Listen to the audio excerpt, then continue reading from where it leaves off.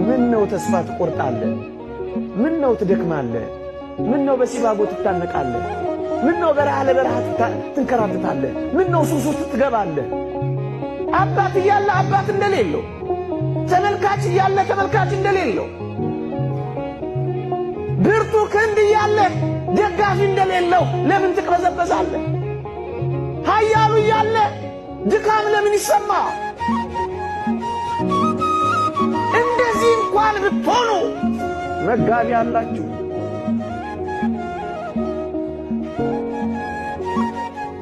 አጉራሽ አላችሁ፣ አልባሽ አላችሁ፣ መካች አላችሁ። ይህን ነው ማየት ያልቻልነው። ተስፋም እኮ እዩቴ ምን አለው ምን አለው? ያቺን የሉቃስ ወንጌል ምዕራፍ 18 ሴት አላያችኋት? የምታስፈራራባት ባል የላት ሞቶባታል። የምትማርክበት ውበት የላትም፣ ደምግባት የላትም፣ አርጅታለች። የምትጀልልበት ገንዘብ የላትም፣ መናጢ ናት። ግን ዳኛው ስለ ዝብዘባዋ ሲል ሰማት ይላል። ምንም ነገር እንኳን ባይኖረን አጥብቀን ከጸለይን እግዚአብሔር አባታችን እንደሚሰማን አታስታውሉ? እግዚአብሔርንም ባልፈራ ሰውንም ባላፍር ስለ ጭቅጨቃ ብዬ እፈርድላታለሁ ያለውን ጨካኝ ዳኛ አስመሰልከው እኮ እግዚአብሔር። ብርቱ ጸሎት፣ ጥብቅ ሱባኤ፣ የእውነት ደጅ ጥናት አለ። ዝም ብሎ ጭንቀት ብቻ፣ መታወክ ብቻ፣ ማሰብ ብቻ፣ መናወዝ ብቻ፣ አቅልን መሳት ብቻ፣ መድኃኒት መዋጥ ብቻ፣ የጎደለንን ነገር መቁጠር ብቻ። ምንም እንኳን ባይኖር ይሄው የተስፋ ነው። ብንጸልይ የምናገኝበት ተስፋ እኮ ነው። የተስፋ እግር ባይኖረን፣ አይን ባይኖረን፣ የምንበርበት ክንፍ እንኳን ባይኖረን ለካ መጋቢ አለን። ተስፋ ትኩረት ወጣቶች ቢቆረጥ በእግዚአብሔር ተስፋ ይቆረጣል። ይሄን ሁሉ ቃል ኪዳን ገብቶልን አይታመንም እግዚአብሔር። እናንተ ጥቂት ነገር አልተወደድኩም ብላችሁ እኮ ነው ቤት ጥላችሁ የምትወጡት። ፍቅረኛ አጣው ብላችሁ እኮ ነው መከራ የምትበሉት፣ ራሳችሁን የምታንቁት፣ ፊት የምታጠቁሩት፣ አንጀት የምትልጡት፣ መርዝ የምትጠጡት፣ በማለዳና በከሳት ፍቅር የምትቀያየርባቸው እንዳየሩ ጠባይ እነሱን እያያችሁ እኮ ነው ተስፋ የቆረጣችሁት። በዘላለም በማይለወጥ ፍቅር ወድጄሃለሁ ያላችሁን አትስሙ እንዴ? ወራት የሌለበት አፍቃሪ ያላችሁ ወረተኞችን እያፈቀራችሁ እኮ ነው መከራ የበላችሁት።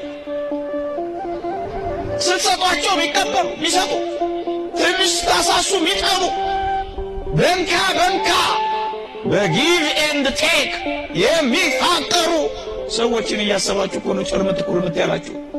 ወረት የሌለበት አፍቃሪማ ይወዳችኋል። በዘላለም ፍቅር ወድጄሻለሁ የሚለው ድምፅ ምንኛ ይሰማችሁ ይሆን ወገኖቼ?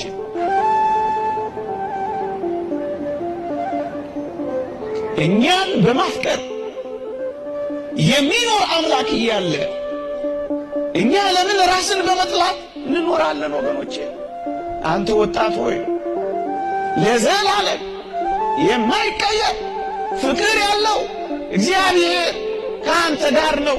ታዲያ ፍቅር አጠገብ ሆነ ጥላቻ ለራስህ ለምን አደረብህ? በአንተ ፍቅር ምክንያት ሁሉን ነገር መቶ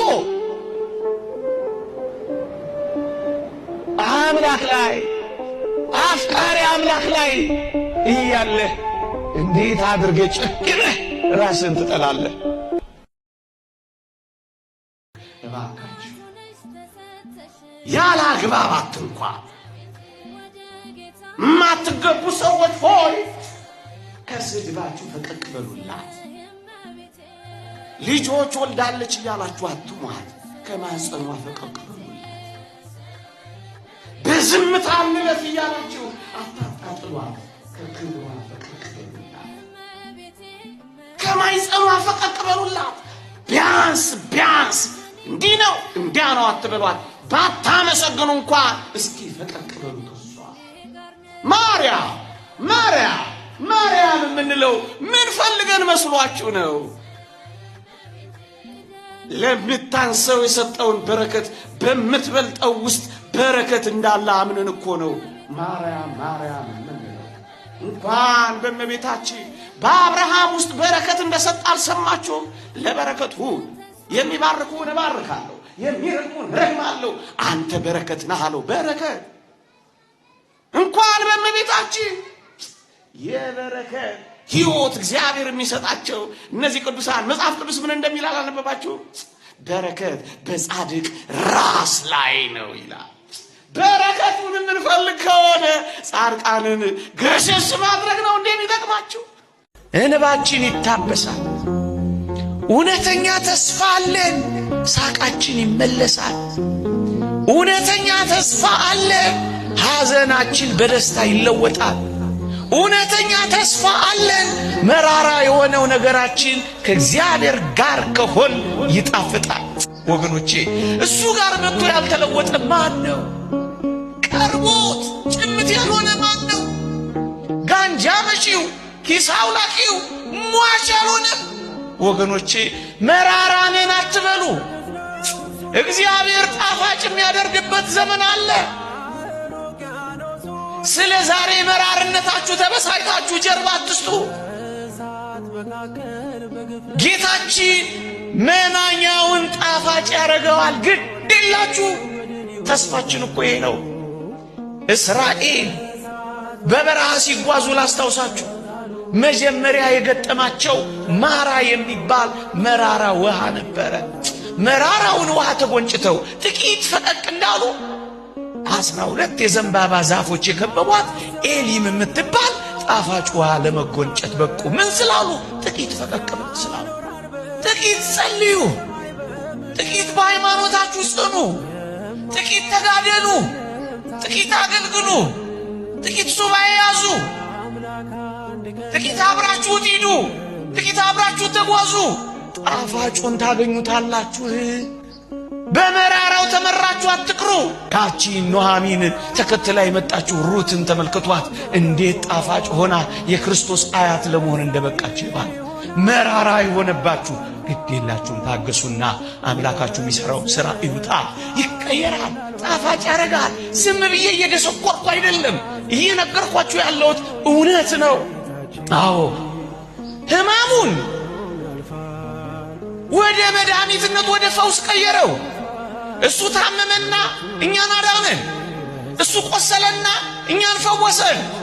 እሱ አለቀሰና እኛን አበሰን።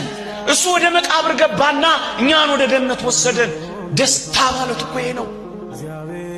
የእግዚአብሔር ሰዎች እንደዚህ ነው የሚሆኑት፣ እንደዚህ ነው የሚኖሩት።